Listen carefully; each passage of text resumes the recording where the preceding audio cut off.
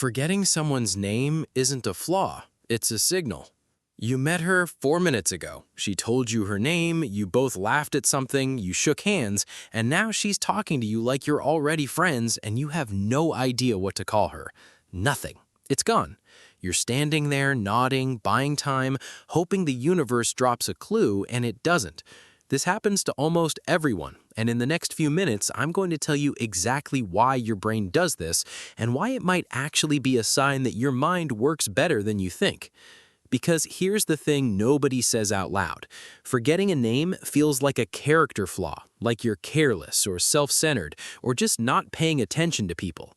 You replay it in your head for the rest of the day. You wonder if they noticed. You wonder if they think you didn't care, if somewhere in their mind you just became the person who couldn't be bothered to remember you. That small, sinking fear of seeming rude when you meant nothing by it at all. And that feeling, that quiet, specific embarrassment, is one of the most universal social experiences there is, and almost nobody explains why it keeps happening to otherwise sharp, thoughtful people. So let's get into why you keep forgetting names easily, what's actually going on, because it's not what you think. Your brain isn't bad at memory, it's selective about it. And a name, cognitively speaking, is one of the strangest things you can ask a brain to hold on to. Think about what a name actually is, a random sound attached to a person with zero built-in meaning. It doesn't tell your brain anything about who they are, how they think, what they want, or whether they're safe to be around. Compare that to a face, a tone of voice, a story someone tells you. Those come loaded with information your brain can use. A name is just noise wearing a costume.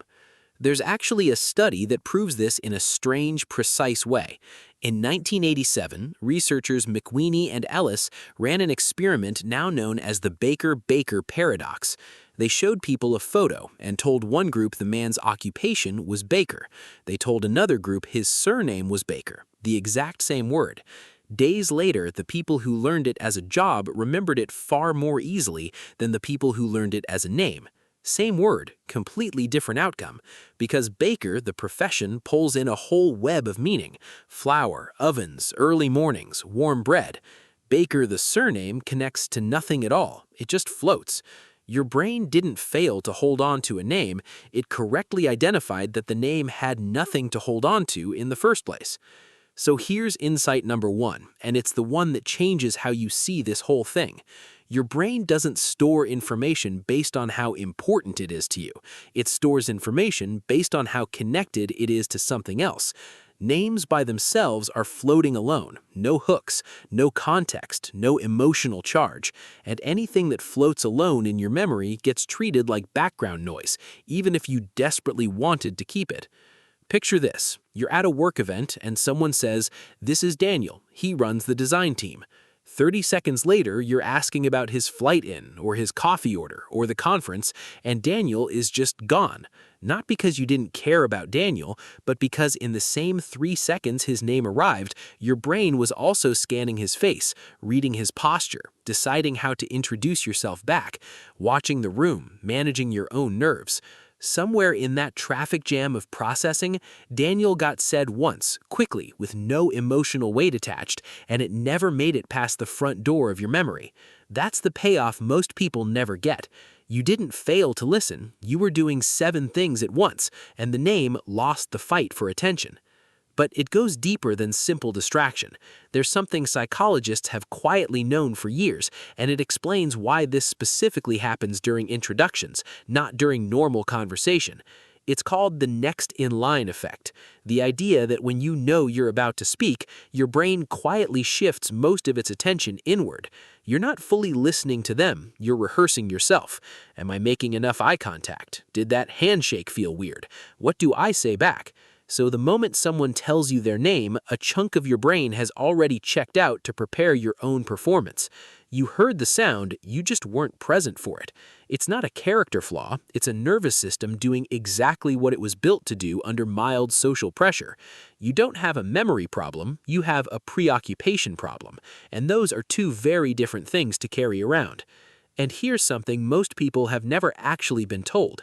Faces and names aren't even processed by the same part of your brain.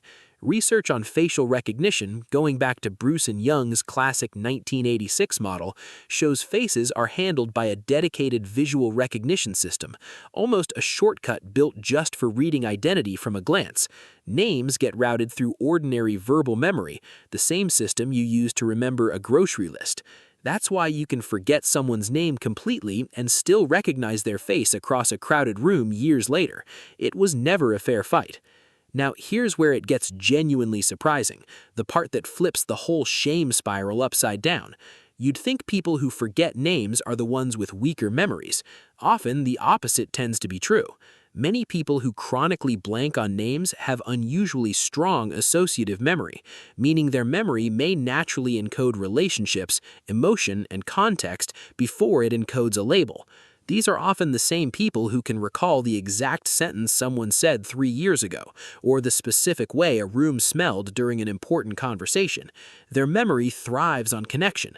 A name has no hook to grab onto. It doesn't mean you're gifted or rare, it just means your brain, like a lot of brains, prioritizes meaning over isolated labels. But it's worth pausing on the other side of this too, because it's not just your discomfort in the room. If you're the one whose name keeps getting forgotten, that stings in its own quiet way. It can feel like a small, pointed message, like you didn't matter enough to stick.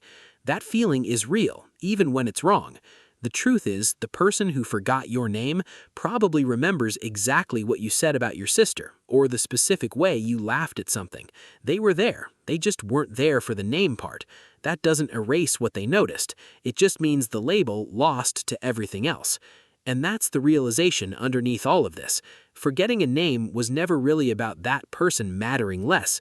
It's about how your brain decides what deserves permanent storage, and raw, isolated, emotionless data almost never makes that cut.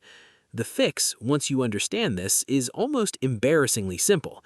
You don't need a better memory, you need to give the name a bridge the moment you hear it. Say it back immediately. Good to meet you, Daniel.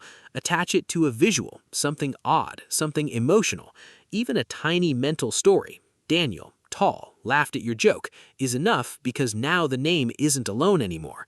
So the next time you blank on someone's name 3 seconds after they say it, don't let the shame move in. That reaction isn't evidence that you don't care about people. It's evidence that your brain cares more about meaning than it does about labels, and that's not a flaw worth apologizing for. Because in the end, you never really forget people. You forget the one sound that was never given anywhere to land. If this has ever happened to you, tell me about it in the comments. The moment you blanked on a name, the panic, the person you still feel bad about. You're not alone in it, and I'd genuinely like to hear the story. Thank you for watching, and subscribe for more on psychology, human behavior, and the hidden patterns behind the way we think and feel.